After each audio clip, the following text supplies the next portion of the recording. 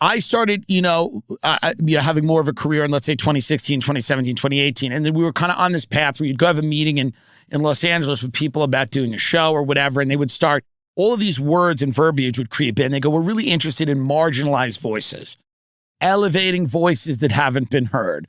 We're interested in empowering. And these are LA executives. They're monsters. They care nothing about anything. And that's where they're good at their job, right? The only reason you can be good at your job as an executive in the entertainment business is to really not look at human beings as humans. You have to look at them as products. Objects. That's what you do. Manipulate. Right? Pawns on the chessboard. It's what it is. You know what I mean? If I called my agent today and said, I'm really tired doing everything I'm doing, he'd say, have you tried drugs? Right. This would be I was wondering about that because you have such high energy. I don't know why you're not embracing the cocaine. No, I don't need it. I don't need it yet. But if I do, and by the way, if I do, they'll provide it to me. Here's the deal. The way that town works is you have a bunch of people that believe in nothing and they can't.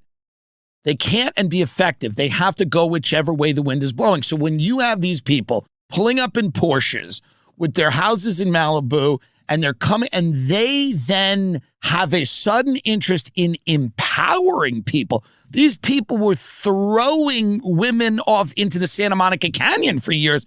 So it was this weird time where you had the worst people in the world trying to convince you that they had an interest in marginalized voices because they thought there was money there. Well, guess what? It turns out Americans don't really like to be patronized, and they were never making TV that minorities wanted to watch. They're making TV that guilty white liberals wanted to watch, and it didn't make any money. Nobody really liked it. A lot of it kind of faded away. And as soon as it stopped being profitable, all the executives in Hollywood that supposedly cared so much about the marginalized voices rediscovered the profit motive.